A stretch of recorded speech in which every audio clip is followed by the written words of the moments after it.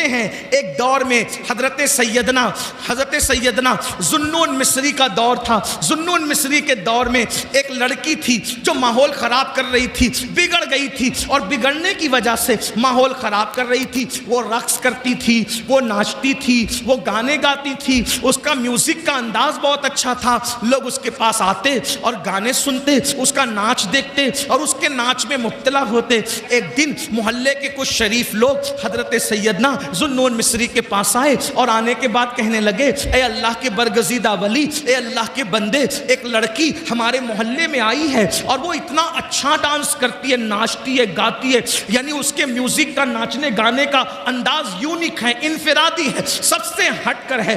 دن بدن لڑکے اس کے دامے تصویر میں, دامے فریب میں مبتلا ہو رہے ہیں. اے ذوالنون, ایک کام کرو, تمہارے تعلقات بادشاہ تک ہے, تمہارے تعلقات بڑے بڑے اوپر لیول تک ہے. ایک کام کرو, اس لڑکی کو ہمارے مصر سے نکال دو, ہمارے علاقے سے نکال دو, ہمارے محلے سے نکال دو. حضرت سیدنا ذوالنون مصری فرماتے ہیں, لوگوں یہ بتاؤ تمہیں ناچ بند کرانا ہے یا لڑکی کو محلے سے نکالنا ہے؟ تو لوگوں نے کہا ہمیں تو ناچ بند کرانا ہے. تو حضرت ذوالنون مصری نے فرمایا تو محلے سے پھر مت نکالو, کیونکہ اگر ہم اس کو اپنے محلے سے نکال دیں گے وہ کسی اور محلے میں جا کے ناچے گی, ہم اپنے شہر سے نکال دیں گے کسی اور شہر میں جا کے گندگی پھیلائے گی. یہاں تو ذوالنون مصری ہے, وہاں کون ذوالنون مصری ہوگا؟ تو صوفیہ کا طریقہ کیا ہے؟ صوفیہ کا طریقہ یہ ہے کہ وہ گناہ سے نفرت کرتے ہیں, گنہگار سے نفرت نہیں کرتے. وہ بیماری سے نفرت کرتے ہیں, بیمار سے نفرت نہیں کرتے. حضرت ذوالنون مصری نے فرمایا ٹھیک ہے,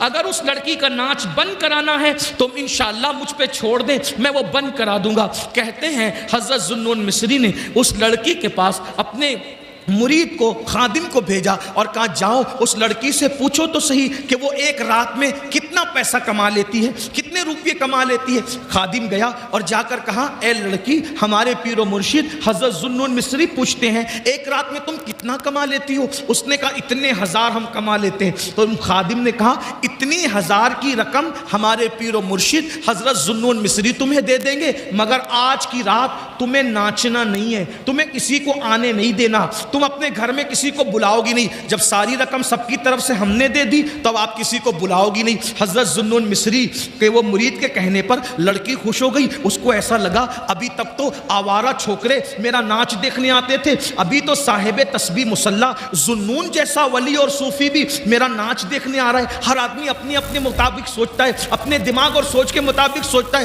ادھر رات ہوئی, عشاء کی نماز حضرت ذوالنون مصری نے پڑھی, کندھے پہ مصلی ڈالا اور مصلی ڈالنے کے بعد اس کے گھر میں قدم رکھا. جیسے ہی گھر میں قدم رکھا, لڑکی نے پہلی مرتبہ حضرت ذوالنون مصری کو دیکھا اور اس نے دیکھ کر سوچا سب آ کر کے مجھے ایسی للچائی ہوئی نظر سے دیکھتے ہیں جیسے قصاب کی دکان پر گوشت کے لوتھڑے کو لوگ للچائی ہوئی نظر سے دیکھتے ہیں, ایسے سب. لیکن آج ذوالنون آ کر نظریں جھکاتے ہیں, سلام کرتے ہیں. میں نے پوچھا, اس لڑکی نے پوچھا کیا بات ہے ذوالنون؟ تو آپ نے فرمایا میں نے رات بھر کی پوری قیمت دے دی ہے, آج رات تم کو میرے ساتھ گزارنا ہے. لڑکی نے کہا کیا مطلب؟ فرمایا بیٹی آج ہم رات کو نماز پڑھیں گے. سبحان اللہ, سبحان.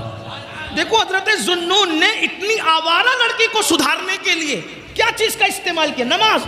کہا بیٹی آج ہم نماز پڑھیں گے رات کو. اس نے کہا لوگ تو مجھے للچائی ہوئی نظر سے دیکھتے ہیں جیسے لوگ کھانے کی ڈشوں کو دیکھتے ہیں, آپ مجھے بیٹی کہتے ہیں. فرمایا بیٹی وہ مسلمان اور ہے, میں مسلمان اور ہوں. اسلام میں لڑکی کو اگر دیکھنا ہی پڑ جائے کسی مجبوری کے تحت تو دیکھنے کا انداز یہ ہوتا ہے, بڑی ہو تو ماں کے سامان ہے, برابر کی ہو تو بہن ہے, چھوٹی ہو تو بیٹی ہے. یہی تین روپ ہم دیتے ہیں بیٹی کو, اور کچھ نہیں.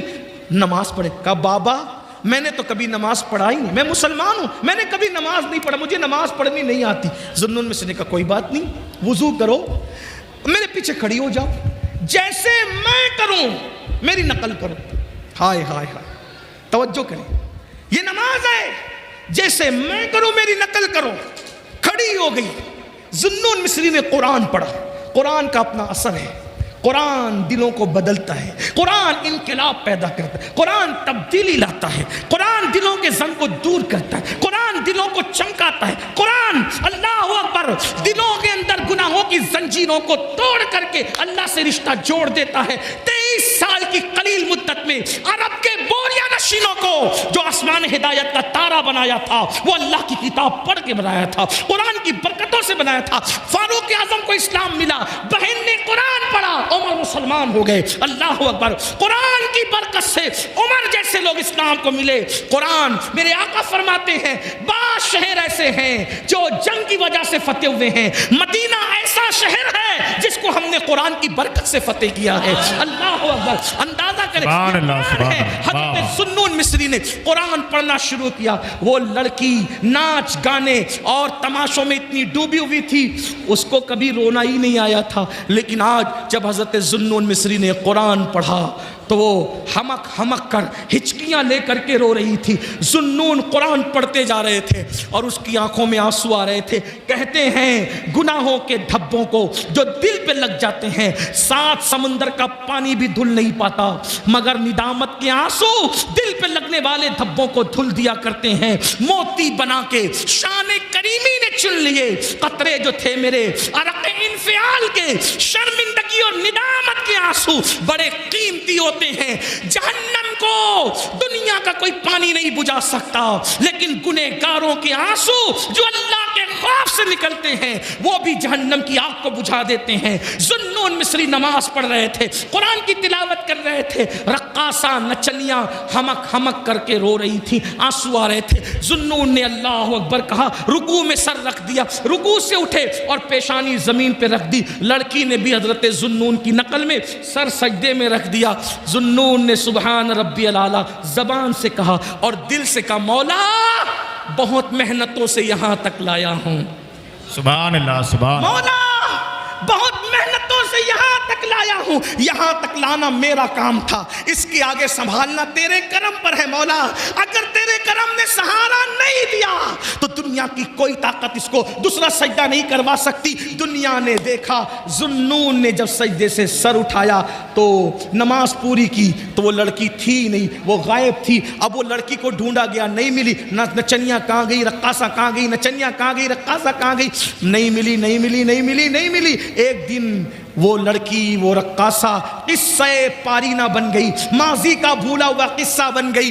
اچانک ذوالنون مصری ایک وقت رات کے آخری پہر میں نماز تہجد کے بعد مصروف ذکر اذکار تھے، ایسے میں حضرت سیدنا ذوالنون مصری کو غیب سے آواز آتی ہے، ذوالنون ذوالنون، میرے یار، میرے دوست، میرے ولیہ کا انتقال ہو گیا ہے، جاؤ اس کے جنازے میں شرکت کرو، اسے کاندھا دو، اسے کفن سونپو، اسے قبر میں لٹاؤ۔ ذوالنون مصری آنکھ کھلی، گئے، کیا دیکھا؟ حضرت ذوالنون نے جیسے ہی کپڑا ہٹایا، جیسے ہی کپڑا ہٹایا پیروں کے نیچے سے زمین کھسک گئی، کوئی اور نہیں تھا، وہی وہ رقاصہ اور نچنیاں تھی۔ چند دنوں پہلے حضرت ذوالنون نے جس کو سجدہ کروایا تھا، ایک سجدہ، وہی رقاصہ، وہی نچنیاں تھی جس کا لاشا پڑا ہوا تھا۔ چہرے پر حضرت ذوالنون نے جب وہ کپڑا ڈال دیا، یہ تو عورت ہے، یہ وہی عورت ہے جس کو میں نے پہلا سجدہ کرایا تھا، لیکن عورت ہے، نہلانے کے لیے عورتیں چاہیے، کفن پہنانے کے لیے عورتیں چاہیے۔ حضرت ذوالنون شہر میں واپس آئے اور واپس آنے کے بعد حضرت ذوالنون نے چند عورتوں کو ساتھ لیا، مردوں کو ساتھ لیا اور خواتین سے کہا چلو کسی ولیہ کو غسل دینا ہے، کفن پہنانا ہے۔ جب گئے، جب سارا مجمع وہاں پہنچا تو وہاں کچھ نہیں تھا، کوئی نہیں تھا۔ حضرت ذوالنون پریشان تھے، یا اللہ وہ لاشا کہاں چلا گیا، وہ لاشا کہاں چلا گیا؟ تو ایک نور کا خط لکھا ہوا دیکھا، ذوالنون جو ہمارے ہو جاتے ہیں ہم کسی اور کے کفن دفن کا محتاج بھی نہیں رکھتے، وہ انتظام ہم خود ہی کر لیا کرتے ہیں۔ حضرت ذوالنون نے سوچا، یا اللہ میں نے پہلا سجدہ کرایا تھا، اتنی مقبول کیسے ہو گئی؟ گئے تفکرات میں تھے، سوچ میں تھے، سوچ و فکر میں ڈوبے ہوئے تھے، سوچ و فکر میں ڈوبے ہوئے تھے، نیند نہیں آ رہی تھی۔ اچانک آنکھ لگی تو کیا دیکھا؟ وہی لڑکی ہے جو جنتی لباس پہن کر جنت کے باغوں میں ٹہل رہی ہے۔ وہ کامیاب ہو گئی، وہ کامیاب ہو گئی، وہ کامیاب ہو گئی، وہ جنت کے باغوں میں ٹہل رہی تھی۔ ذوالنون مصری نے کہا، اے لڑکی تو وہی رقاصہ ہے نا جو ہمارے محلے میں ناچتی تھی، رقص کرتی تھی، ناچتی تھی، یہ بتا یہ مرتبہ تجھے کیسے مل گیا؟ تو اس لڑکی نے کہا، ذوالنون ایک سجدہ جو میں نے تمہارے ساتھ خلوص دل سے کیا تھا، اس سجدے سے سر اٹھانے سے پہلے اللہ نے مجھے مقام ولایت عطا کر دیا تھا، مجھے ولایت کا منصب عطا کر دیا تھا۔ یہ ایک سجدہ جسے تو گرا سمجھتا ہے، یہ ایک سجدہ جسے تو گرا سمجھتا ہے، 1000 سجدوں سے دیتا ہے آدمی کو نجات۔ وہ سجدہ جس سے روئے زمین کانپ جاتی تھی، وہ سجدہ جسے روئے زمین کانپ جاتی تھی، اسی کو آج ترستے ہیں منبر و محراب۔ آؤ سجدوں کے قریب آؤ، دنیا تمہاری ہے، آخرت تمہاری ہے، شرق غرب تمہارے ہیں، عزت و وقار تمہارا ہے، دولت و عزت تمہاری ہے، سیاست و سماج تمہارا ہے۔ تم اللہ کے ہو جاؤ۔ من کان للہ کان اللہ لہ، جو اللہ کا ہو جاتا ہے پوری کائنات اس کی ہو جاتی ہے۔ اللہ کے بندے